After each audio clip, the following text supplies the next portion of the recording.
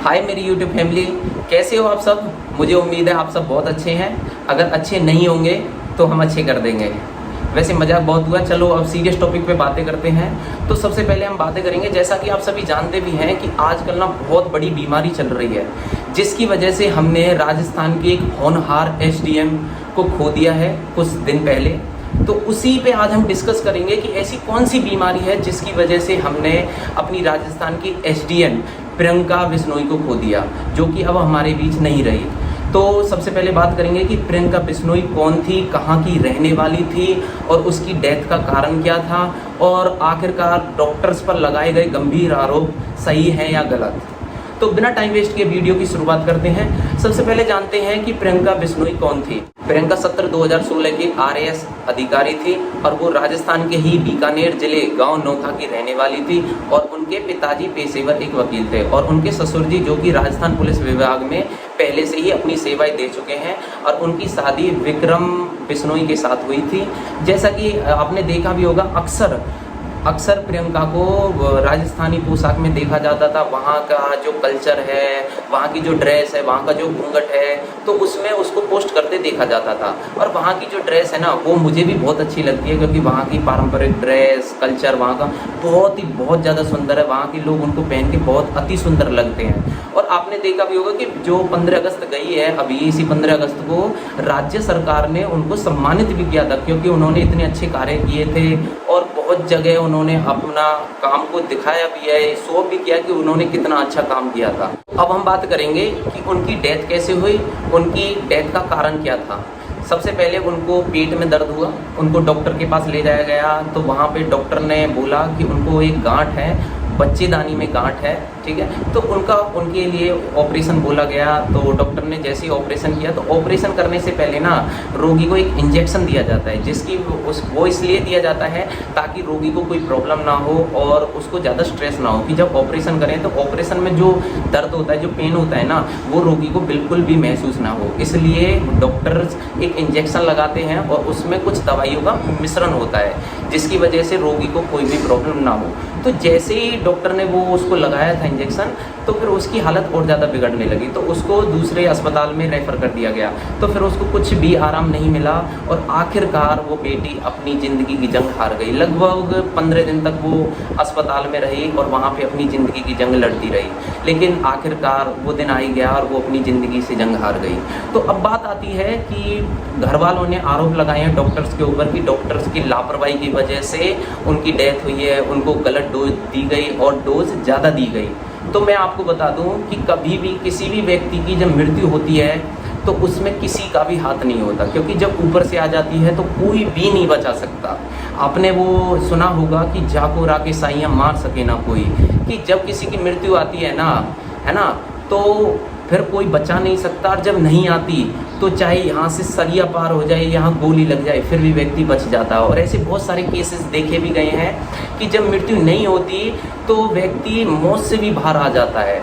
तो इसमें डॉक्टर्स का कोई रोल नहीं होता। हाँ, मैं ये ज़रूर मानता हूँ कि डॉक्टर कोई भी दवाई को महंगे रेट पे दे सकते हैं या थोड़ा सा पैसा ज़्यादा ले सकते हैं, लेकिन वो ऐसा कभी भी नहीं करते कि किसी भी व्यक्ति को वो जान से मार दें या कोई गलत डोज दे दें। ऐसा क्यों होता है, उनकी डेथ कैसे हुई, उनका मेन कारण मैं बताता हूँ आपको।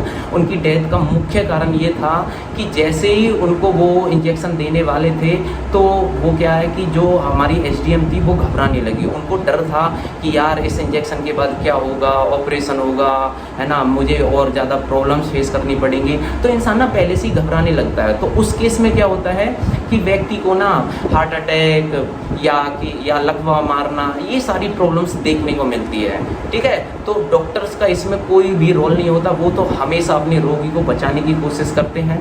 तो जो कुछ होता है वो सब भगवान की मर्जी से होता है, इसमें ना डॉक्टर ने कुछ किया है। लेकिन हाँ, घर वाले भी अपनी जगह ठीक है, क्योंकि जब भी कोई भी अपना व्यक्ति एकदम से ऐसे साथ छोड़ के जाता है तो सबको गुस्सा आता है, तो वो आरोप ही लगाते हैं कि उसने ये कर दिया, उसने वो कर दिया। जबकि सब कुछ सारी चीज़ें हर जगह बिल्कुल सही कर रखी हैं भगवान ने। कब किसको लेना है, कब किसको बचाना है, क्या करना है, तो ये सारी चीज़ें उसने पहले से ही प्लान की हुई थी, उसी के अकॉर्डिंग उसने उस पर वर्क किया और उनको ले लिया। तो कोई भी ये ना सोचे कि उनकी डेथ ऐसे हुई है ऐसे हुई है, ठीक है। ये सारी चीज़ें तो बोली जाती हैं, डॉक्टर्स पे ब्लेम लगाए जाते हैं, है ना। तो कुछ रिपोर्ट्स भी हैं, डॉक्टर ने बोला भी कि हमने ऐसा कुछ भी नहीं किया, अपने बारे में बयान भी दिया, तो उनके लिए कुछ रिपोर्ट्स भी तैयार करी गई हैं, लेकिन अभी तक कोई रिजल्ट नहीं आया है।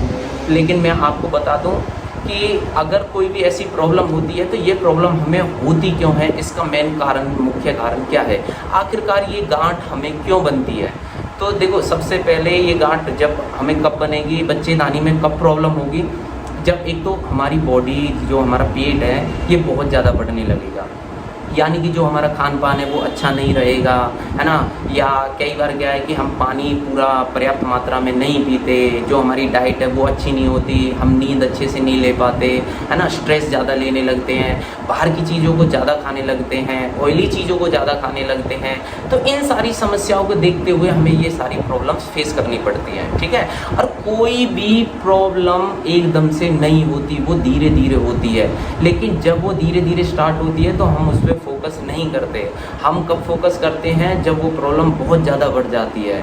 तो जो एसडीएम थी प्रियंका बिश्नोई, उसको जब बहुत ज़्यादा प्रॉब्लम हुई तो उनको दर्द हुआ तो फिर उनको अस्पताल जाना ही पड़ा। अगर वो पहले से ही इन चीज़ों पे ध्यान देती तो उनको कोई भी ऐसी प्रॉब्लम नहीं थी। लेकिन भगवान जो लिखा रखे होते हैं वो ही होता है, उसमें कोई कुछ भी नहीं कर सकता।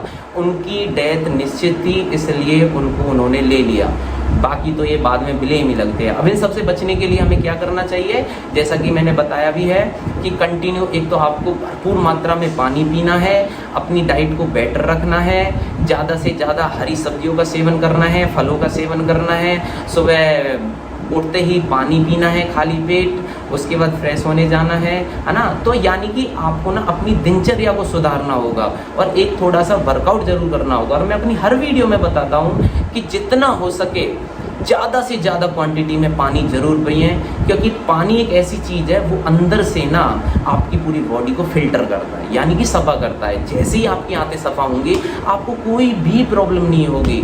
जब बॉडी की सफाई नहीं होती तो ये छोटी छोटी बीमारियां पैदा होती है, जैसा कि उस गांठ से वैसे कोई ऐसी प्रॉब्लम तो होती नहीं कि कोई कैंसर हो जाता है या कुछ और बीमारियां, लेकिन हाँ इतना ज़रूर है कि वो घातक है। जैसे ही वो बढ़ती है तो अचानक पेट में ना दर्द होने लगता है, और दर्द भी इतना भयंकर होता है कि ना इंसान उसको सहन नहीं कर सकता।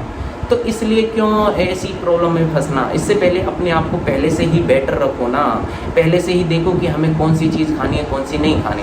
आप बहुत ज़्यादा समझदार हो कि पहले से ही, एक तो हम खाद वाली चीज़ें खा रहे हैं, इतनी सारी चीज़ें आ रही हैं खाद वाली कि कुछ भी समझ में नहीं आ रहा कि हमें क्या खाना चाहिए। अगर थोड़ा बहुत भी आप अपने आप पे ध्यान दोगे ना तो ऐसी बीमारियों से बच सकते हो, जो कि ये छोटी छोटी बीमारियां बहुत बड़ा रूप ले लेती हैं और एक ही बीमारी से बहुत सारी बीमारियां बन जाती है। और आपको भी पता है हेल्थ इज़ वेल्थ। अगर अब हमारी हेल्थ अच्छी नहीं है तो हमारा जीवन बेकार है।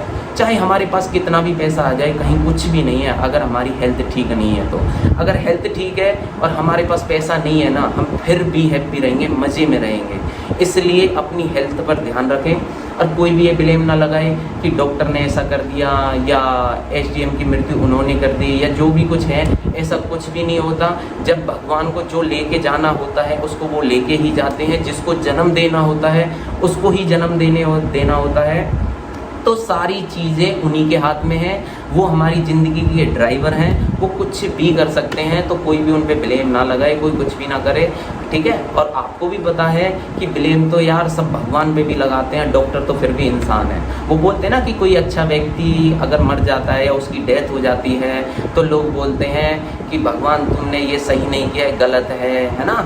जबकि उनको पता है भगवान को किसको कब लेना है, क्योंकि सबके कर्म है, कर्म के अकॉर्डिंग ही वो लेता है। जो जैसे कर्म करता है उसके अकॉर्डिंग ही वो उनको लेके जाता है और उनके अकॉर्डिंग ही वो जन्म देता है, ठीक है। तो किसी पे भी कोई ब्लेम ना लगाए, सारी चीज़ें अपनी जगह बिल्कुल ठीक है। तो उनका जाना निश्चित था, भगवान उनकी आत्मा को शांति दे और अपनी हेल्थ का आप बिल्कुल ध्यान रखें, क्योंकि आजकल सबसे ज़्यादा जो प्रॉब्लम्स देखी जाती हैं वो हेल्थ में ही देखी जाती हैं। अगर हेल्थ ठीक है तो बाकी सब ठीक है। अगर आप चैनल पर नए हैं तो चैनल को लाइक शेयर एंड सब्सक्राइब जरूर करें, ताकि आने वाली वीडियो की नोटिफिकेशन आपको मिल सके।